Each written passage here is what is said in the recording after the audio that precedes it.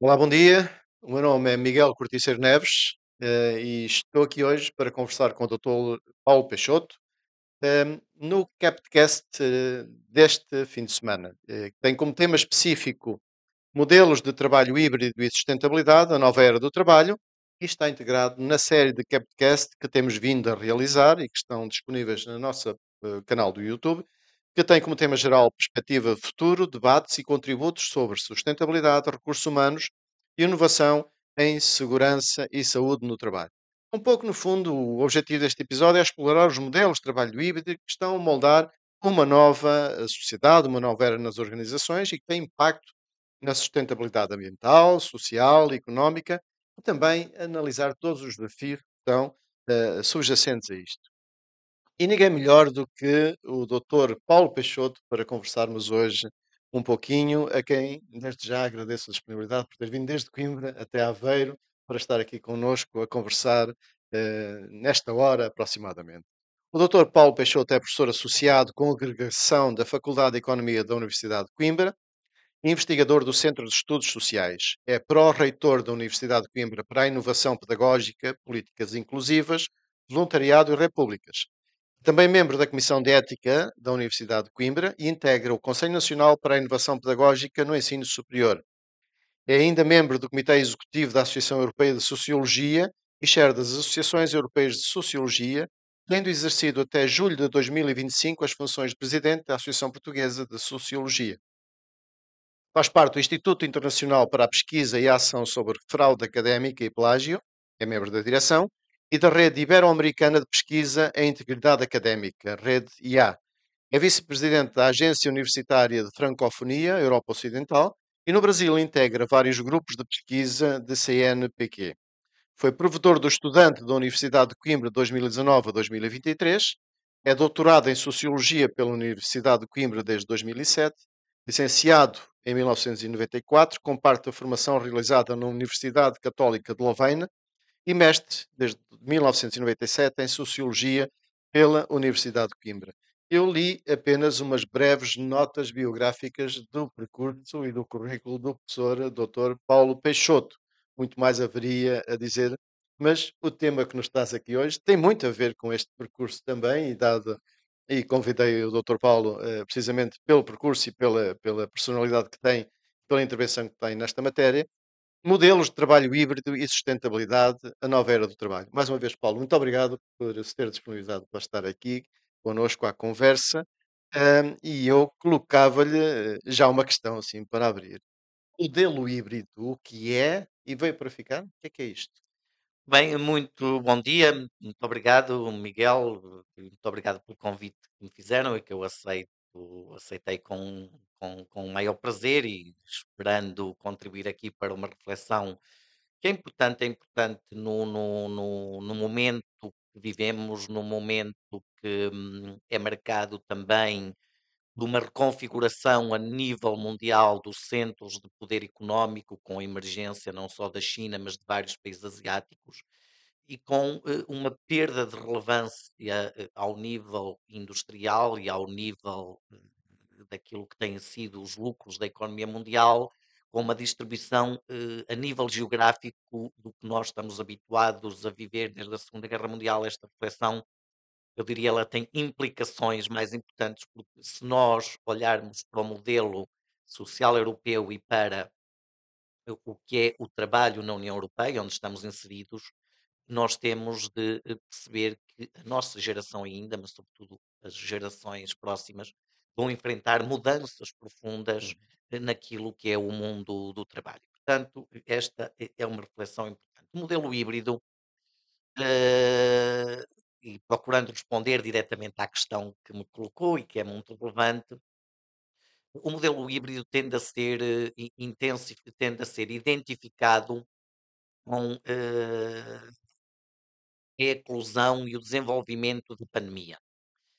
E até certo sentido, até certo ponto, eu diria, faz sentido que nós façamos esta identificação, mas não deixa de ser uma simplificação. Ou seja, já antes da pandemia, por força, por conta daquilo que vinha sendo aquilo que hoje chamamos como processos de digitalização em geral, o modelo híbrido já estava em cena, estava em marcha, não com a intensidade que tem hoje, e é verdade que a pandemia acabou por acentuar este modelo, que é um modelo marcado, sobretudo pela possibilidade das pessoas trabalharem, digamos assim, não só no seu local e no seu tempo tradicional de trabalho, mas de trabalharem com uma maior flexibilidade e, sobretudo, de poderem eh, juntar o trabalho que é feito neste contexto com o trabalho que é também feito em casa, o trabalho que muitas vezes é também feito na própria mobilidade. Ou seja, nós hoje Uhum, trabalhamos muitas vezes, quando estamos em mobilidade, por força de tecnologias que ganharam maturidade suficiente para nós as podermos usar. Se a gente olhar, para dar um exemplo muito simples, com a quantidade de coisas que fazemos hoje com o simples telemóvel, que substituiu parcialmente os computadores, uhum. substituiu máquinas fotográficas, é incrível o que conseguimos fazer na mobilidade com estes pequenos aparelhos. E, portanto, respondendo sim, o modelo híbrido veio para ficar, é incontornável. Agora temos que dizer que ele não veio para ficar de igual modo em todo o lado e em todos os setores. E esta acho que é, digamos assim, a questão que é importante salientar, porque ele veio para ficar, mas com diferente intensidade, com diferentes implicações nos vários setores. Ele não se vai impor da mesma maneira em todos os setores de atividade. Mas isso é um problema ou é um desafio? É um desafio, ou seja, a gente tem de, eu acho, é um desafio no sentido em que se nós acharmos que o modelo híbrido é igualmente aplicável em todos os setores e mesmo dentro do mesmo setor, nas atividades que são mais de ponta e outras que são menos de ponta, estamos a partir do princípio errado porque estamos a matar o modelo à partida. E é um Uhum, desafio nesse sentido, ou seja, ele veio para ficar. Agora, nós não podemos ter a leviandade, se assim podemos dizer, de querer aplicá-lo da mesma forma, seja em todos os setores, seja em outras variáveis que são importantes, ou seja, a cultura organizacional não está toda ela preparada para a aplicação do modelo híbrido. Nós, uhum. para a aplicação do modelo híbrido, temos de olhar para as características daquilo que é a cultura organizacional, temos de olhar também para outras coisas, como o perfil das profissões. Profissões que estão mais, e estarão seguramente mais adaptadas a acolher o modelo híbrido do que Uhum. outras. E há setores que também estarão Mais propensos para e que mais preparados e mais mais propensos. Agora a pandemia acelerou algo que já vinha acontecendo com a digitalização do trabalho e que vai levar a que o modelo híbrido seja incontornável, com maior ou menor intensidade, com maior ou menor generalização, é uma tendência incontornável. veio para ficar, certo? Veio para ficar, Veio para definitivamente. ficar. Veio para ficar definitivamente, isso não há dúvidas. E, que fatores é que considera que contribuem para esta consolidação desta nova organização do trabalho? A pessoa poder estar num lado e poder estar no outro também a trabalhar, poder optar Hum. em algumas circunstâncias. O que é que contribui para a consolidação deste modelo na sociedade, independentemente de haver organizações, empresas, entidades que possam aplicá-lo mais ou menos, consoante também as profissões e a área de trabalho? O que é que, na sua opinião, contribui para esta consolidação? Eu, apesar daquilo que estamos a viver neste momento e que de alguma maneira, para simplificar, poderíamos chamar o trampismo ou este fenómeno de um momento para o outro, parece que as bases do comércio mundial, com as, as tarifas do Trump, se vão todas, se vai a base sólida em que assentava acordos de Uhum. comércio, que se vai transformar de um momento para o outro. Mas, independentemente disso, nós já vínhamos fazendo um caminho nas economias mundiais que era o caminho da flexibilidade de produção. Ou Uhum. seja, as cadeias de fornecimento, as cadeias de encomendas, as cadeias de produção foram se tornando mais flexíveis e o mundo do trabalho teve de se adequar. E o modelo híbrido responde a esta necessidade de flexibilização que se vinha sentindo dentro das empresas e das organizações em geral, mas também o facto de se ter percebido que o modelo híbrido tinha, eu diria, 2 outras vantagens, ou poderia ter 2 outras vantagens. Desde logo, uma vantagem no campo da produtividade, o modelo híbrido pode ser, em muitos casos, e é em Uhum, muitos casos, um modelo muito importante para melhorar a produtividade das empresas, e as empresas foram percebendo isso. E depois, por outro lado, com aquilo que muitas vezes fica conhecido com a generalização das jornadas exaustivas de trabalho a que muita gente tem estado sujeito em crescendo, o modelo híbrido foi sendo visto como um modelo que cultural e socialmente respondia a esta necessidade de garantir o maior equilíbrio entre a vida privada das pessoas e o seu trabalho.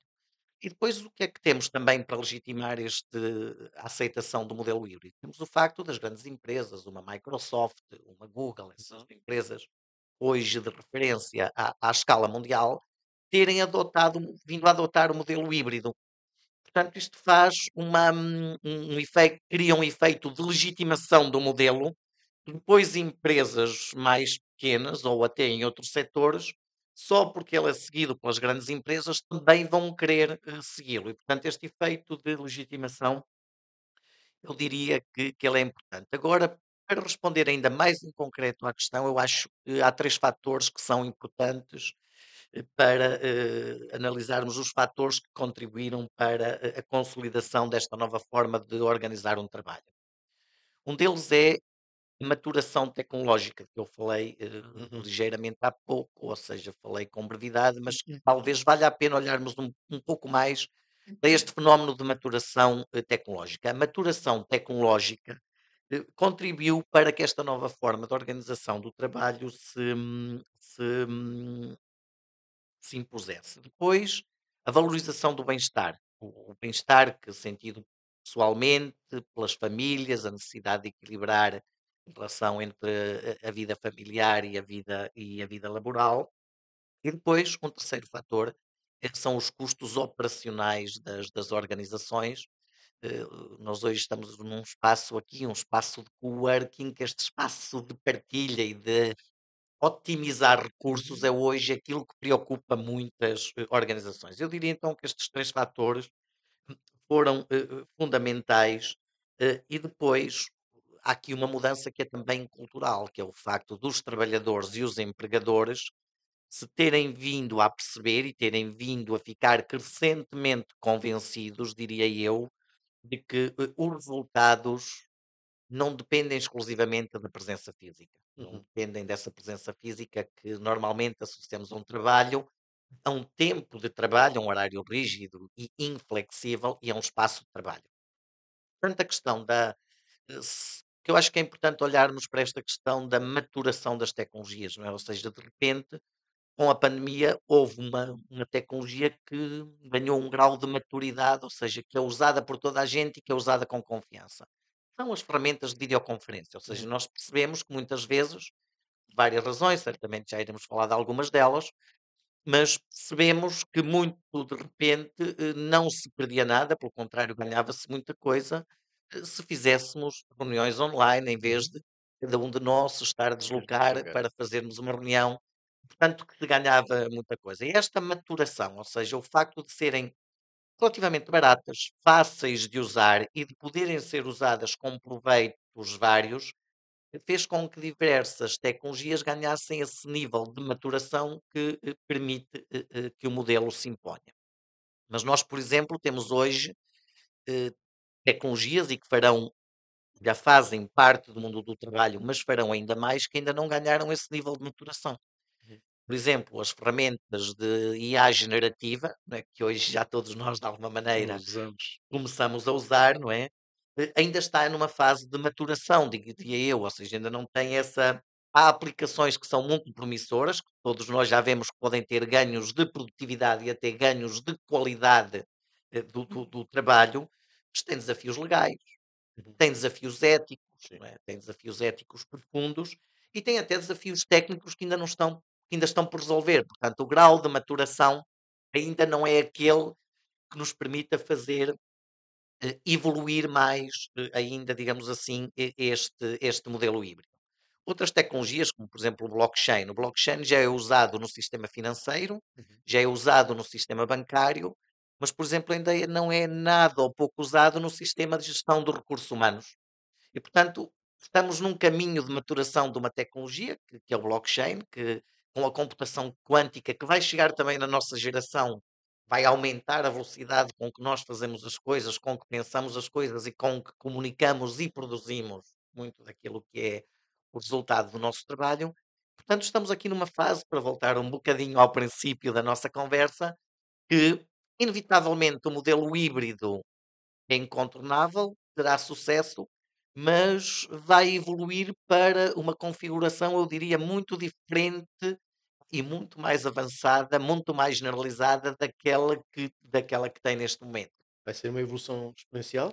Eu diria que sim, ou seja, eu quando olho para estas novas gerações, e eu olho não só como sociólogo, olho também como pai, olho como professor. Portanto, nós hoje temos de reinventar um pouco tudo aquilo que fazemos.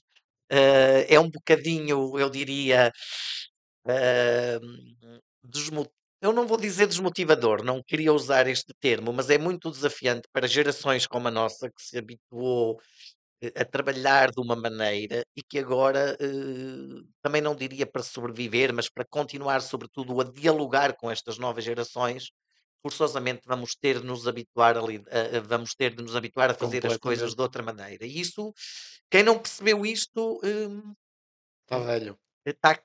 não diria, diria que está fora, um Está bocadinho fora, fora dos contextos fora do atuais da contexto profissão. atual. Fora do Sejam contexto. empresas, sejam pessoas, não é? Ou Sim. seja, sejam professores na sua atividade laboral. Hoje nós não podemos, assim, os modelos não são substituíveis, não se nem substituídos de um momento para o outro. Uhum. Não é? As pessoas vão continuar a existir, os trabalhadores braçais vão continuar a existir, mas há muita coisa que hoje está a mudar neste campo e que nós temos de aprender a Uhum. lidar com isto. E o nível de maturação tecnológica vai avançar muito rapidamente e vai-nos forçosamente obrigar trabalhar de outra maneira e reconhecer que o modelo híbrido tem virtualidades que o tornam um modelo vencedor, um modelo que Uhum. se vai impor. Mas não poderá, tem virtualidades e eu também defendo isso e acredito nisso também. Mas há pouco falou aí na relação, no equilíbrio trabalho-família atual, ok?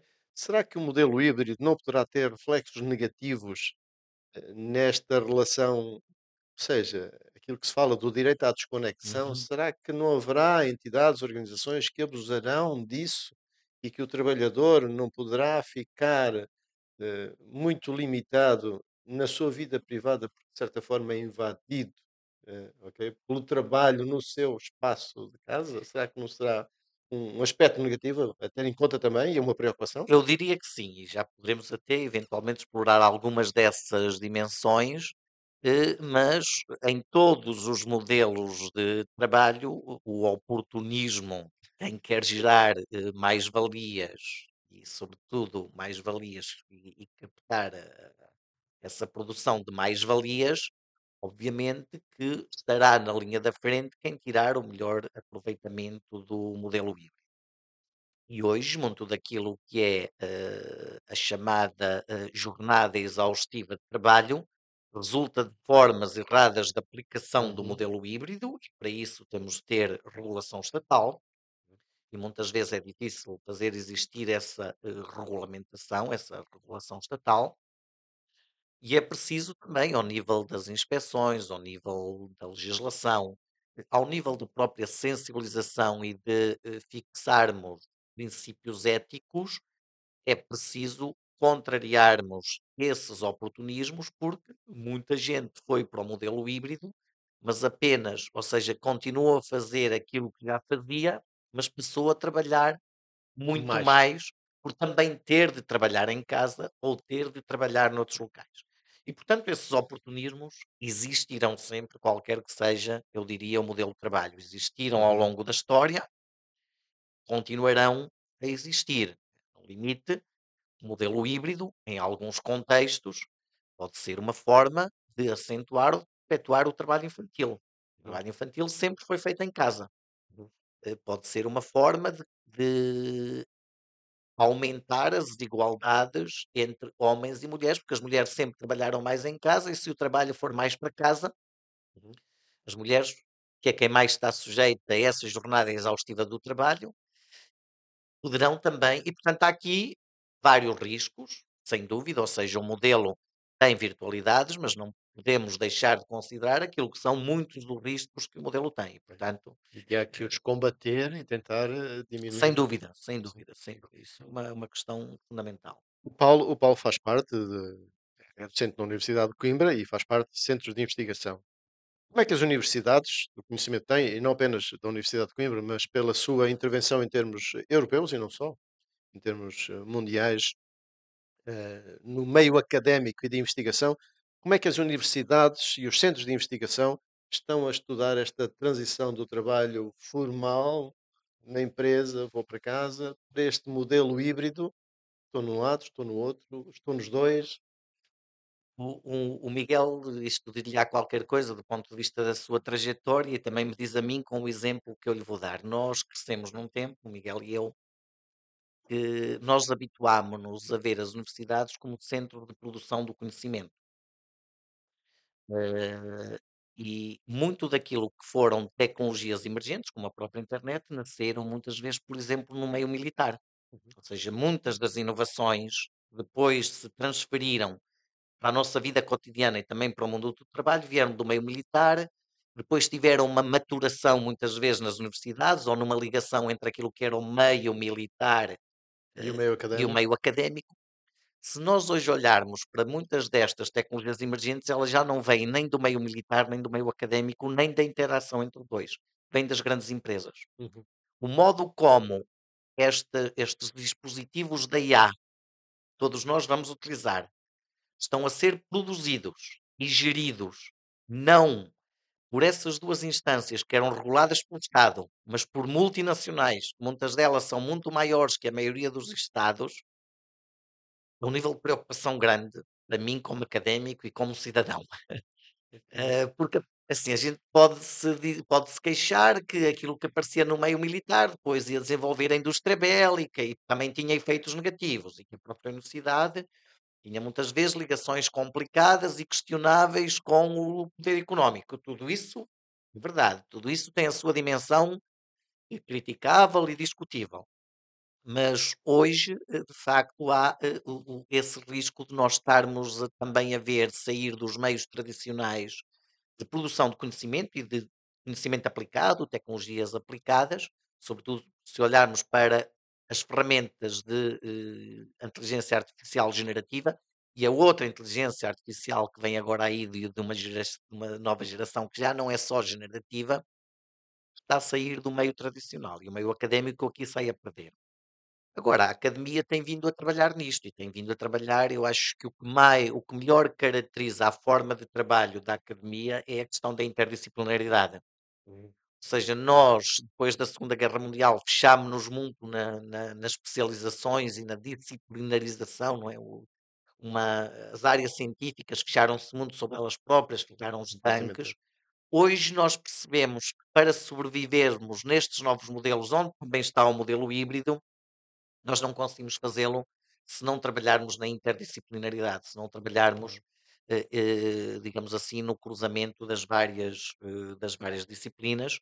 E, portanto, se olharmos até para o modelo social, a dimensão social do modelo híbrido, hoje a sociologia trabalha muito com a questão da psicologia das organizações, a psicologia social, com a economia do trabalho, com os estudos da inovação que vêm de várias áreas e, portanto, temos aqui, digamos Uma assim, uma forma de interdisciplinaridade trabalhar que tem que ser comum. tem que ser forçosamente interdisciplinar, porque esta flexibilização introduzida pelo modelo híbrido obriga-nos a olhar para as coisas são complexas, porque o modelo é muito complexo. As pessoas estão a fazer várias coisas ao mesmo tempo e estão a fazê-lo em níveis de complexidade que antes, o Fordismo introduziu processos simplificados para controlar os custos, Claro. para fazer uma cadeia de montagem que permitisse o consumo generalizado.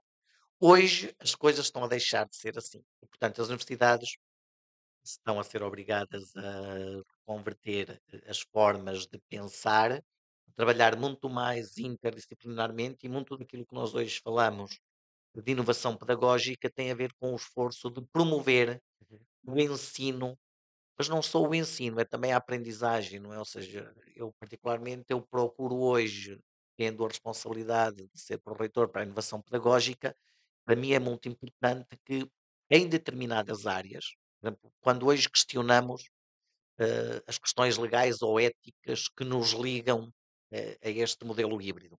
Para mim é muito importante que os estudantes de várias áreas, por exemplo, engenharia e filosofia, possam estar a aprender e a dialogar coisas sobre ética e aspectos legais que vão ter de enfrentar nas suas vidas laborais, que são muito diferentes entre um uhum. engenheiro e um filósofo, ou entre um sociólogo e um médico, ou qualquer outra área, mas que possam estar a aprender e a discutir estes problemas em conjuntos. Não é só a questão de se ensinar, é também a questão de se aprender. E, portanto, as universidades estão a lidar com isto e depois tem um outro grande desafio, que é o desafio da digitalização. Não é? Este desafio do digital e de digitalizar o acesso. Não é? Nós hoje continuamos a ter bibliotecas, as bibliotecas continuam a ser muito úteis, mas as do passado, é verdade que as do passado de há 10 anos atrás não tinham nada a ver com as de há 200 Uhum. anos atrás, mas seguramente as dos próximos 10 anos não terão nada a ver com aquelas que nós temos e as instituições que não olharem para este desafio vão ficar fora do contexto e não vão ser úteis, não vão ter utilidade social E para a quem academia utilizar. aí também tem um peso muito importante nessa área. A Sim, transversalidade sim. que referiu não será um fator de atenuação essa multidisciplinaridade não será um fator de atenuação de eventuais efeitos negativos que o modelo híbrido possua? O facto de integrar, de congregar várias vertentes, opiniões, visões que possam entrar dentro daquele campo que está dentro da ética, por exemplo, do abuso do trabalho, ou dos direitos que o trabalhador tem, ou dos deveres e direitos da entidade empregadora, contribui Eu, para isso, de forma positiva. sem dúvida essa questão enfim, é muito desafiante, é muito, sem querer fugir aqui do nosso tema, mas é uma questão muito importante e até obrigado por a colocar aqui, porque uma coisa que me preocupa como cidadão, como pai, como professor, é o facto de hoje muitas destas novas gerações viverem em bolhas, portanto, de ouvirem aquilo que querem ouvir e de não terem o contraditório, não terem o contacto com a diversidade. Eu acho que o que marca nós humanos somos incrivelmente mais inteligentes do que aquilo que precisamos. E aquilo que nos foi tornando inteligentes ao longo da história foi o contacto com a diversidade. Uhum. E, portanto, hoje, se nós não enfrentarmos esta transversalidade, estas formas de pensar e de viver as coisas diferentemente, de lidar, de ter que lidar com o outro, e de vamos acabar por viver em demasiadas zonas de conforto que nos eh, Limitam limitam muito, que nos limitam e muito, prejudicam. certo? E eu acho que se o modelo híbrido for usado para levar as pessoas para bolhas, que vai ser negativamente usado. Se o modelo híbrido for como deve ser, o modelo híbrido de trabalho for como deve ser, usado para facultar pontes, para facultar dissensos, discussões. Eu ainda ontem eu tive de resolver um problema. Eu já tinha pensado muito naquilo. E eu só resolvi o problema quando, tendo uma conversa informal, estava com pessoas que me são próprias, e alguém que não tem nada a ver com a minha área de trabalho me disse assim: "Então, mas porquê é que tu não fazes?" Eu nunca tinha pensado Ali, nisso, ou seja, eu tive de sair da caixa naquele momento e, é assim, é uma solução que hoje até quando vinha para aqui, vinha no carro, não que dormi tranquilamente de noite, mas hoje acordei a pensar nisso e eu próprio me questiono como é que muitas vezes nós, com a experiência que temos, não somos capazes de quebrar um bocadinho estas barreiras. Eu acho que essa transversalidade e o modelo híbrido tem riscos, obviamente, depende como se for para fechar as pessoas em caixas é perigoso, mas se for para fomentar essa transversalidade, acho que é muito é útil e muito que o caminho é positivo. esse. O caminho é esse. Eh, É, uma parte do tema que nos traz aqui é o modelo híbrido e a sustentabilidade. Dois temas genéricos, gerais, mas que acabam por, na minha opinião, ter ligações. Impacto do trabalho híbrido, o modelo híbrido, na sustentabilidade. Por exemplo, em termos de redução de deslocações, de emissões de carbono. Eh, para um outro âmbito mais alargado, no âmbito do ambiente, do social e da governança, do ESG, o trabalho híbrido pode ser uma verdadeira estratégia da ESG? Pode-se considerar isso no âmbito da sustentabilidade, por exemplo? Eu acho que eu não diria pode, eu diria tem de. Ou E seja, porquê? o trabalho híbrido, na minha perspectiva, tem de ser uma estratégia e não ser uma desculpa ou uma questão de moda. Tem de ser verdadeiramente uma estratégia e então deixe-me, para responder ao porquê, centrar-me nessas três dimensões digamos assim, da sustentabilidade, começando talvez pela ambiental, pela questão ambiental. No plano daquilo que é a sustentabilidade ambiental hoje em dia, apesar dos negacionismos que nós vamos enfrentando, o trabalho híbrido, desde logo, é uma das formas de reduzir as deslocações diárias. Nós não vamos resolver tudo com a redução das deslocações diárias. Também é verdade que as pessoas aprenderam a trabalhar na mobilidade. Se eu estiver fechado numa fila de trânsito 4 horas, eu de repente consigo fazer algum trabalho.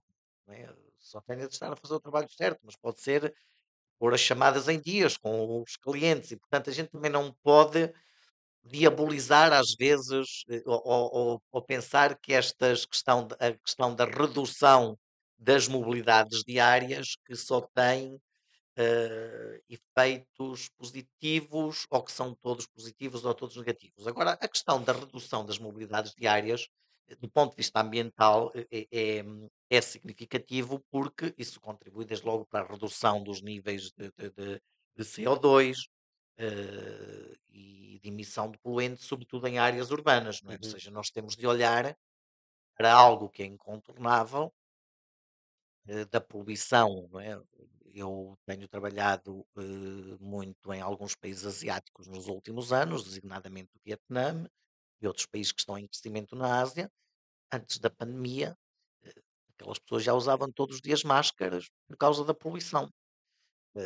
Todos os anos, Paris, falámos de uma cidade aqui mais perto, tem de adotar medidas para proibir para reduzir o acesso dos carros, porque a conjugação da poluição com os níveis de umidade eleva os níveis de saúde pública para patamares que não são aceitáveis dentro dos patamares da Organização Mundial de Saúde e da União Europeia.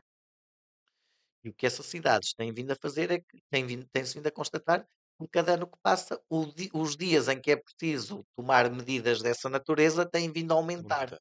Primeiro eram 2 por ano, 3 por ano, 5 por ano e, portanto, essa preocupação não é uma preocupação irrelevante. Portanto, esta redução das mobilidades diárias, eu diria que ao nível ambiental é importante. E depois também, outras questões, não é? Ou seja, passos como este, ou espaços que como este depois também permitam o desenvolvimento de um modelo híbrido, são espaços que, do ponto de vista dos estudos energéticos, reduzem os consumos energéticos corporativos. Uhum, Lá está, não é? Ao contraponto, as pessoas vão trabalhar para algum lado, também precisam de ter consumos energéticos e, portanto, a gente tem de ser capaz de fazer esse balanço. Tem de ser capaz de, por exemplo, se as pessoas quando vão para casa têm o mesmo nível de conforto ou o nível de conforto adequado para garantir a segurança e a saúde no trabalho. uhum, Um espaço destes é mais fácil de manter a temperatura ambiente do que provavelmente em minha casa se eu não tiver as condições. E, portanto, esse cálculo do que é que se ganha e o que é que se perde em nível ambiental, ele tem de ser feito. Não é? Ou uhum, seja, isto nunca nenhuma solução tem só vantagens ou desvantagens ambientais. Pá. A gente pode olhar, por exemplo, históricos, não é? As fraldas de pano para os bebés tinham algumas vantagens, as fraldas em papel não gastam água, não gastam detergentes, mas geram outro tipo de problemas ambientais. Sim. Né? E, portanto, nenhuma solução, qualquer que ela seja, terá sempre só vantagens ou desvantagens. Agora, eu diria que em termos ambientais, sim, a redução de necessidades de climatização, que normalmente são muito caras, são mais fáceis de obter hoje com o trabalho híbrido, ou seja, é uma vantagem, apesar de tudo, os vários estudos têm mostrado é que é uma vantagem. A própria eliminação de fatores que têm a ver com a iluminação dos edifícios, com a segurança, por exemplo, à noite, quando as pessoas não estão lá e os custos que os edifícios, muitas vezes corporativos, têm à noite, porque as pessoas estão lá a trabalhar de dia todos os dias. A própria eliminação de alguns serviços ou a redução de alguns serviços de apoio a quem trabalha num horário fixo, num local fixo, tudo isso passível de ter ganhos ambientais, mas que lá está, volta ao princípio, não são os mesmos, a gente não pode assumir que eles podem ser os mesmos em todos os Em todos os setores, setores. em todas as atividades. E, portanto, adotar isto como medida genérica pode ser errado, porque em alguns setores isso pode ser verdade e é verdade, noutros setores pode não ser verdade. Mas eu diria que a questão ambiental, sim, é importante, até do ponto de vista da redução de alguns materiais, ou seja, por exemplo, as pessoas, isso está estudado, em contextos corporativos, gastam muito mais papel do que para imprimir e coisas do género, do que gastam se estiverem a trabalhar em casa. Portanto, ao nível de consumos materiais, há aí uma diferença que é significativa. Agora, também não podemos deixar de considerar que quando as pessoas vão para casa trabalhar, isso também tem consumos energéticos, não é? Uhum. Tem consumos energéticos, tem uma dependência maior, por exemplo, de ferramentas digitais que nem sempre têm a mesma qualidade em casa que têm no Não tem no local de campo de trabalho. trabalho. Portanto, isso pode ter um custo e às vezes também é um custo ambiental. Por exemplo, um das maiores, vou dizer de outra maneira, ou seja, muitas vezes as pessoas não têm a noção de que um dos maiores problemas do blockchain ou do uso das ferramentas da inteligência artificial generativa é a poluição. Ou seja, a própria poluição. Ou seja, se nós pensarmos, por exemplo, quando a Google, com todos os seus servidores, a quantidade de água, a quantidade de energia, ou a quantidade de energia que a dona do chat GPT precisa de utilizar, ou de água precisa de utilizar para, não é? Ou seja, esta coisa dos apagões, nós hoje vivemos com sujeições a picos de energia que nos obrigam a converter a rede. E, portanto, isto tem custos ambientais também, não é? Não é só, muitas destas coisas são invisíveis, mas elas existem. A gente não está habituado a ver a Google com chaminés de onde sai vapor de água, porque os data centers, porque os servidores precisam de ser arrefecidos. Portanto, tudo isso tem também implicações muito grandes. Mas eu diria que vejo aqui, se nós formos capazes de olhar para os diferentes setores, para as diferentes atividades, e setor a setor, atividade a atividade, se formos ponderando onde é que é útil usar do ponto de vista ambiental, o modelo responde satisfatoriamente se for bem aplicado. Bom senso, então. Bom senso, Bom exatamente. senso. E sermos capazes de ter indicadores. Assim, eu não consigo trabalhar sem indicadores, ou seja, desde que me mostrem que, consideradas as variáveis críticas, ganhos de produtividade, ganhos ambientais, ganhos de satisfação pessoal no Pessoal. trabalho, de equilíbrio da vida, se o modelo estiver a responder bem, deve ser adotado e deve ser mudado. E, portanto, eu aí não tenho reservas e não tenho dúvidas. Para além da questão ambiental, no plano, digamos assim, da sustentabilidade social, Social. né? Essa é uma questão que a mim também me é cara. Eu aí acredito também no modelo, eu acredito no modelo híbrido, mas lá está, sempre também com as devidas reservas. Nós temos de ser capazes de ver os dois lados da questão, porque se não o fizermos, não, é muito complicado.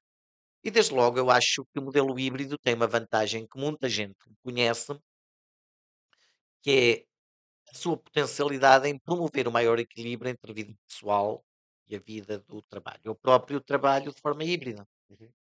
Portanto, o que isso me permite fazer é que eu consigo ir mais vezes à escola buscar os meus filhos.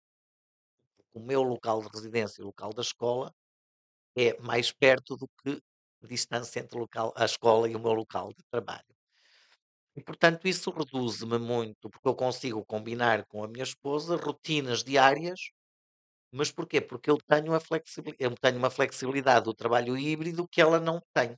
Eu tenho uma rigidez desse ponto de vista, ou seja, não tem essa flexibilidade. E, portanto, este equilíbrio, sem dúvida, eu acho que muita gente tem reconhecido. Agora, aqui é uma questão, eu dou um exemplo, não é? Nós hoje vivemos numa sociedade de grande mobilidade, de facilidade de mobilidade, andamos sempre de um lado para o outro. Mas do ponto de vista social, há aqui uma coisa que é clara do ponto de vista da nós temos de ser capazes de olhar quando falamos de mobilidade, mas também quando falamos de modelo híbrido. Porque no mundo há muitas pessoas que são móveis, têm uma mobilidade diária grande. A questão será sempre no plano das desigualdades, as pessoas que têm mobilidade por opção e as pessoas que têm mobilidade por obrigação. Obrigação. Mas se a gente olhar para uma cidade como São Paulo, e olharmos para as mulheres a dias, as diaristas, não é, que todos os dias fazem 2 3 horas para ir trabalhar e mais 2 ou 3, elas são muito móveis, mas essa é a única A condição que elas têm. imposição que Exatamente, e impôs. dá-lhes o quê? Dá-lhes a tal jornada exaustiva de trabalho. Eu aqui na questão, na dimensão social, do que se ganha com o modelo híbrido, também temos de ser capazes de olhar para esta dimensão. Mas eu acho que o modelo híbrido, um modelo que responde bem a esta possibilidade de aumentar o bem-estar das pessoas e que nos traz, outras porque permite esse maior equilíbrio entre a vida pessoal, a vida familiar e a vida, profissional, e permite outras coisas que eu acho que são socialmente relevantes. Eu na universidade onde eu trabalho sou também responsável e ainda ontem tive, uma reunião, à tarde, precisamente para, também olharmos para essa meta que é uma meta não só dos ODS, mas é também hoje uma responsabilidade das próprias instituições. A mim preocupa-me, mais uma vez, como cidadão e como pai, a quantidade de crianças que no nível pré-universitário são diagnosticadas com problemas vários, que as torna diferentes. Enfim, pormos a questão de uma maneira clara. E essas crianças vão chegar à universidade. Portanto, hoje há uma sensibilidade maior para nós percebermos a diferença de Uhum. um determinado problema. Que há uns anos as pessoas eram mais facilmente catalogadas com isto ou com aquilo e eram metidas, digamos assim, numa caixinha de tratamento, mas que não respondia ao problema específico. Eu acho que o modelo híbrido também tem esta dimensão social e de ter esta possibilidade de valorização social, que é permitir-nos acolher melhor a diferença. Uhum. Ou seja, o híbrido vai permitir, se a gente o usar bem, responder àquilo que são, por exemplo, as necessidades sociais das mulheres. A gente continua a pedir às mulheres que sejam boas mães, sejam boas donas de casa, mas também sejam boas profissionais. O modelo híbrido pode responder a esta exigência, mas também pode responder à exigência de pessoas que têm necessidades especiais, não é? Por exemplo, eu, se posso adaptar uma sala na universidade e posso até ter, uma cadeira para as pessoas que andam de cadeira de rodas, mas a pessoa que anda de cadeira de rodas vai querer andar na sua cadeira, porque Uhum. mudar de cadeira é um transtorno físico e portanto a gente hoje sabe, se não for a nossa cadeira, se não for o nosso colchão, muitas vezes, a gente já não dorme exatamente da mesma maneira, e portanto não trabalha da mesma maneira. E portanto, eu acho que o modelo híbrido tem também esta questão de acolher pessoas com, por exemplo, com diferentes responsabilidades familiares, ou seja, adapta-se melhor a estas exigências, Uhum. mas também, por exemplo, pessoas com deficiências várias, não é? Nós hoje temos a obrigação também de olhar para a inclusão das pessoas com deficiências várias. E eu acho que o modelo híbrido é um modelo que socialmente é mais sustentável porque responde a esta questão. E depois, assim, nós todos vivemos hoje muito falando de mobilidade, o que é pressão do stress da mobilidade. Quando a gente está a contar demorar 20 minutos de um ponto ao outro e chega ali, começa a ver que não vai demorar 20 minutos, mas vai demorar 40, sim, a acumulação desses stress, se for diário, reflete-se na qualidade do Reflete-se. trabalho, não é? E, Sem portanto, dúvida, sem dúvida. eu acho que do ponto de vista social, isto é também agora há ganhos, há riscos, sim, há muito riscos. Não é? Por exemplo, um deles é é o potencial agravamento das desigualdades, que eu dizia há pouco, para quem isto é uma opção ou para quem isto é uma obrigação. Ok. Porque a gente tem de ser sempre capaz de olhar nesta dupla perspectiva e, portanto, isto traz também, do ponto de vista social, alguns riscos de insustentabilidade para algumas pessoas que sejam obrigadas a fazer de determinada maneira. Paulo referiu aí dos componentes, a ambiental, a social. E a outra do ESG, da Ah, governança. da governança, certo? Essa é também, e eu diria que voltamos àquela questão que o Miguel colocou há pouco da questão estratégica, porque eu acho que aí é que entra a questão das boas práticas de gestão e as boas práticas de gestão têm que ser uma questão estratégica. Uhum. Isso é uma questão de moda, não pode ser agora eu vou fazer isto porque Tem que ser os, de fundo, tem os que outros ser. fazem. Sim, ou seja, o modelo híbrido implica mudanças profundas na forma de gerir as organizações e as instituições. Isto não há dúvida. Uhum, Se nós não formos capazes de assumir isto, ou seja, desde logo, nós temos de ser capazes de reforçar a confiança. Eu costumo dizer, só há uma maneira de tornar as pessoas dignas de confiança, é confiar nelas.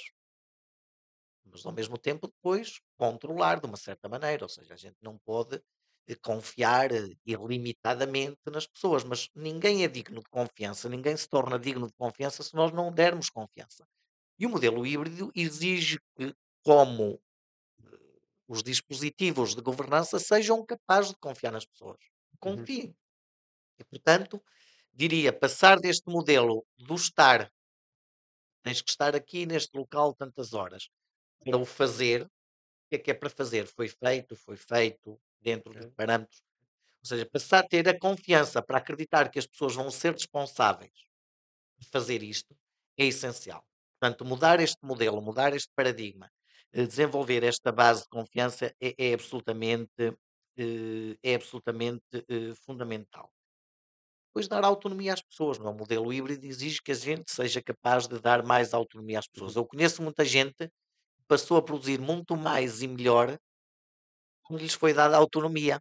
uhum, O próprio, como, digamos assim, chefe de produção de algumas cadeias de, de serviços, o meu esforço muitas vezes também é perceber quem é que são as pessoas que com autonomia conseguem fazer mais e melhor. E a mim não me choca nada que essas pessoas tenham mais tempo livre, se conseguiram fazer bem e melhor, mais depressa e melhor, qual é que é o problema? Ou nenhum. seja, agora, muitas vezes este modelo cultural é que do ponto de vista da governança é difícil de aceitar, porque também nos revela um bocadinho a nossa incapacidade como gestores, ou seja, nós não fomos capazes de garantir que aquela pessoa noutras condições fizesse tão bem como está agora só porque nós lhe demos maior autonomia, maior responsabilidade e maior confiança. Portanto, daí a questão de ser uma estratégia. Ao mesmo tempo, eu também acho que, quer dizer, que há aqui questões que têm de ser trabalhadas ao nível das lideranças, né? Uhum, muito. Ao nível das lideranças temos muita coisa para mudar, há que mudar também aquilo que é a empatia digital e, portanto, aí também muita formação, não é? Das pessoas estarem suscetíveis também a interagir mais através do digital. Né? As pessoas às vezes têm um bocadinho de dificuldade em se libertar do contacto presencial para comunicar decisões, para fazer balanços da atividade e, portanto, essa empatia digital eu acho que é também fundamental. Depois fazer-se uma gestão por objetivo, né? As pessoas serem capazes de fixar objetivos, traçar os objetivos e dar essa autonomia às pessoas. Eu acho que isso que é fundamental e, portanto,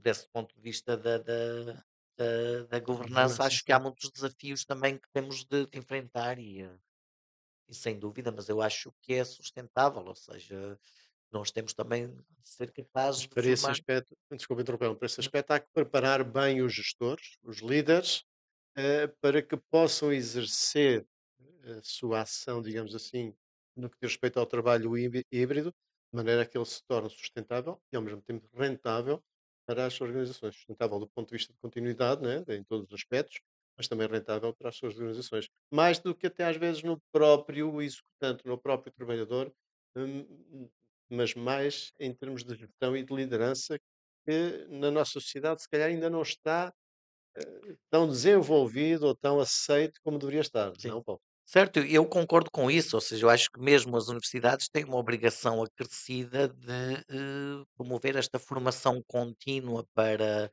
ou seja, não só formar os novos líderes e os líderes do futuro dentro das empresas e das organizações, mas também dar formação contínua a quem já lá Aquele está, já lá está. a quem já lá está, não é?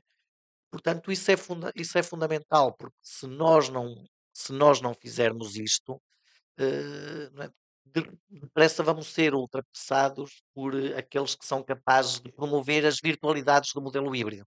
Nós falámos há pouco na resistência à mudança, né?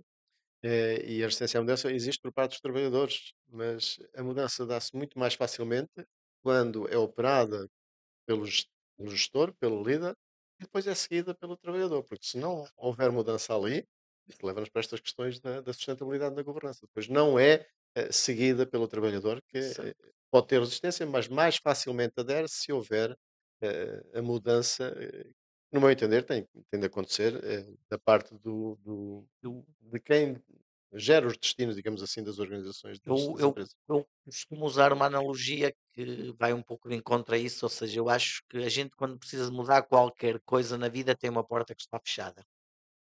E tem de haver alguém que a destranque e depois alguém que a puxe por dentro. Não é? Portanto, é sempre um esforço dos dois lados. A pessoa que por dentro está lá trancada, né? Em regras organizacionais. Agora, há de haver alguém que tem que ir lá destrancar a porta.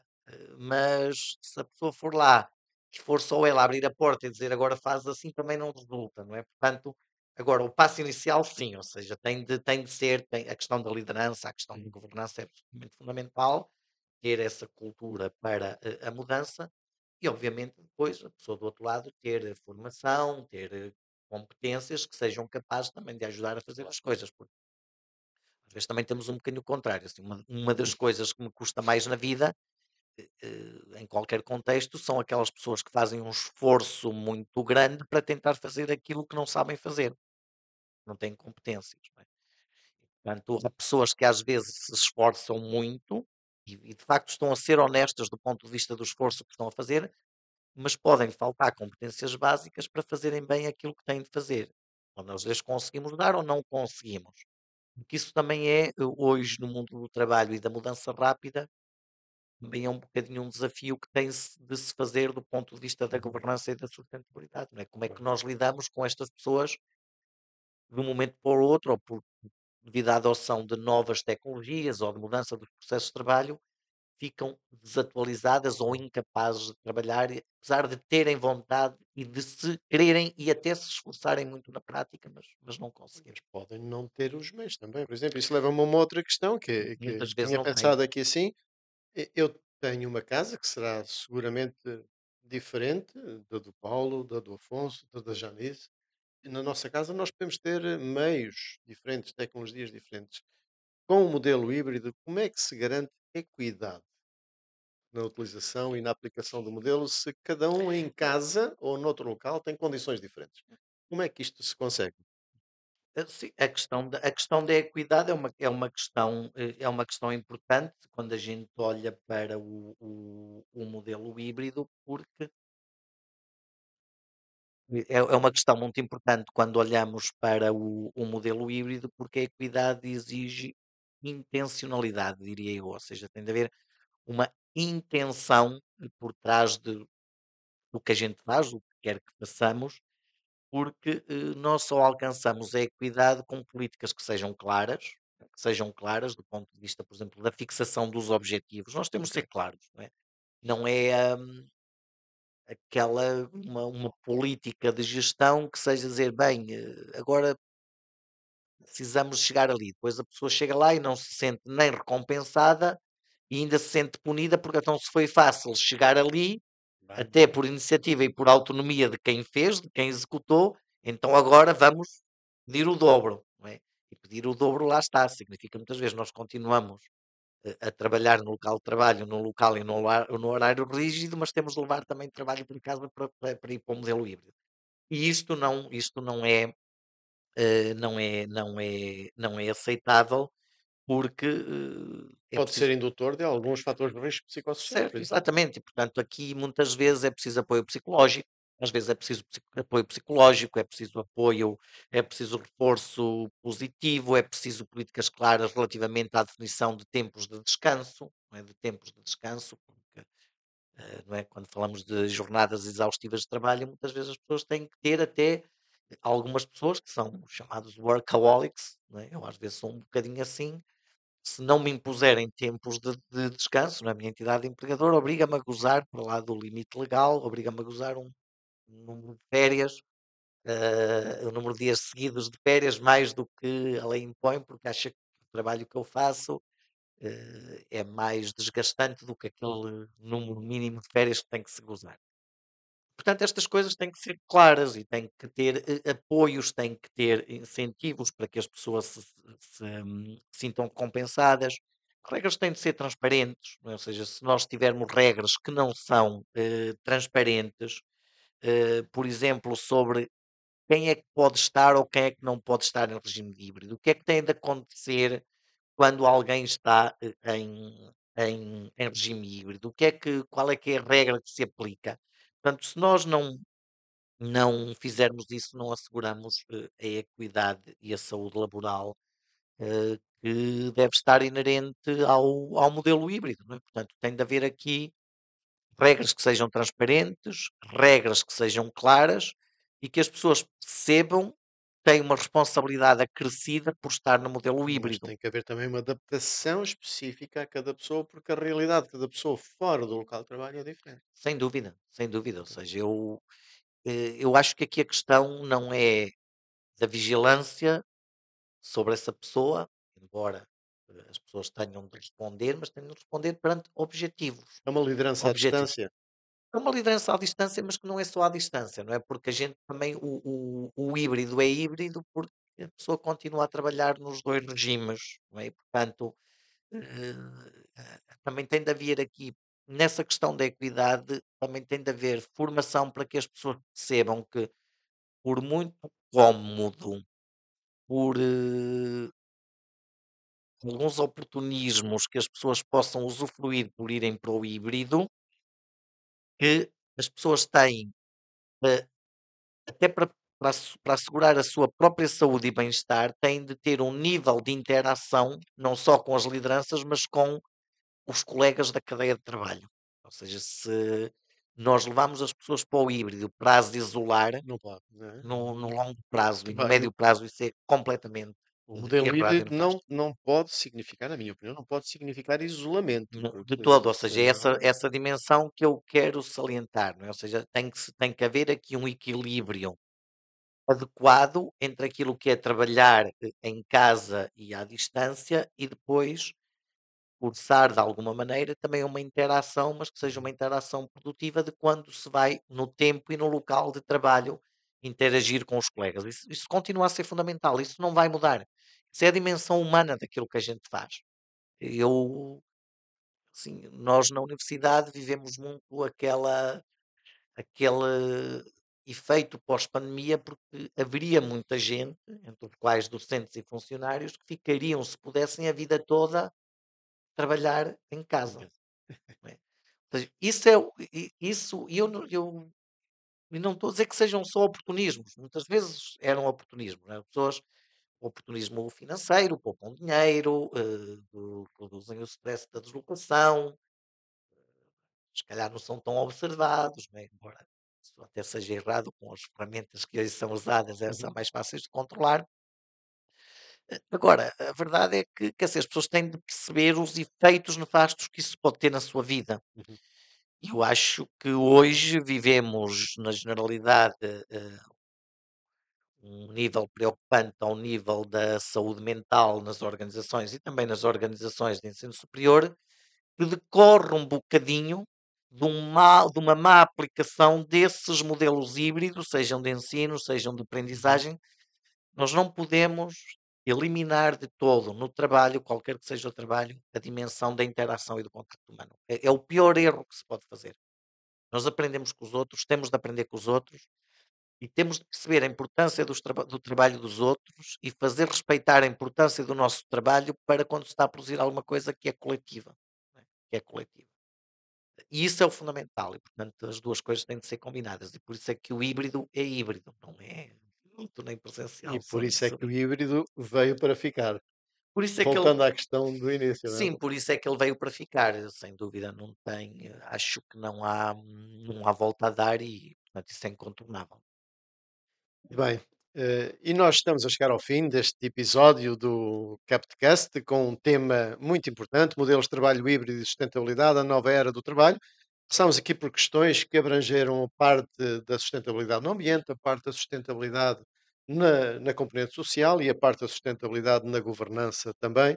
E tivemos o privilégio, eu falo na minha pessoa particularmente, de conhecer, porque não conhecia pessoalmente, o Paulo, que nos trouxe aqui a sua visão fundamentada em muita experiência, em muito conhecimento sobre estes modelos de trabalho híbrido que cada vez são uma realidade e que deve ser aproveitada no sentido positivo e não no sentido negativo do isolamento das pessoas, dos trabalhadores. Paulo, muito obrigado pela Obrigado. disponibilidade em se ter deslocado a ver para estar aqui connosco. Certamente uma mais-valia para todos nós que tivemos aqui a oportunidade de estar presencialmente, mas também para aqueles que lá em casa poderão depois ouvir no canal do YouTube do Campetra. Muito obrigado uma vez mais. Eu é que agradeço, Miguel, e portanto agradeço e enfim, haveria aqui muitas outras coisas para falar em torno destas questões e que teremos, ou o Miguel terá certamente até possibilidade de as explorar noutros podcasts, que, sei lá, algumas coisas que não falámos aqui, mas coisas que são incontornáveis no mundo do trabalho, por exemplo, a relação entre o modelo híbrido e as novas economias, as economias de plataforma, não é? Que é Uhum. hoje todos nós vivemos nas economias de Sim, plataforma sim. e a questão da precariedade e dos riscos sociais e o digital, não é? É uma dimensão que é de facto muito relevante. Portanto, eu agradeço a oportunidade de poder aqui refletir convosco e deixando aqui também a minha disponibilidade para com a audiência do vosso canal interagir em qualquer contexto que entendam útil. Eu fico sempre à disposição, seja perante vocês, seja perante a audiência do canal, para dar sempre o meu contributo para refletirmos sobre isto, porque isto são, de facto, desafios que não são pessoais, mas são desafios muito relevantes num mundo que está a mudar muito rapidamente. Se nós hoje falamos na semana dos 4 dias, por exemplo, quase como uma miragem ou como oportunismo de algumas pessoas, a verdade é que isso poderá ser a realidade com Uhum. que muita gente vai viver no futuro e isso vai trazer coisas boas e vai trazer coisas más. E está nas nossas mãos fazer com que as coisas boas sejam muito mais e muito melhores que as coisas más, e portanto acho que o contributo que nós damos aqui com esta conversa é esse. E eu é que agradeço o vosso convite e estou sempre à vossa disposição. Muito obrigado, Paulo. Foi um Obrigado. gosto. Obrigado. Obrigado.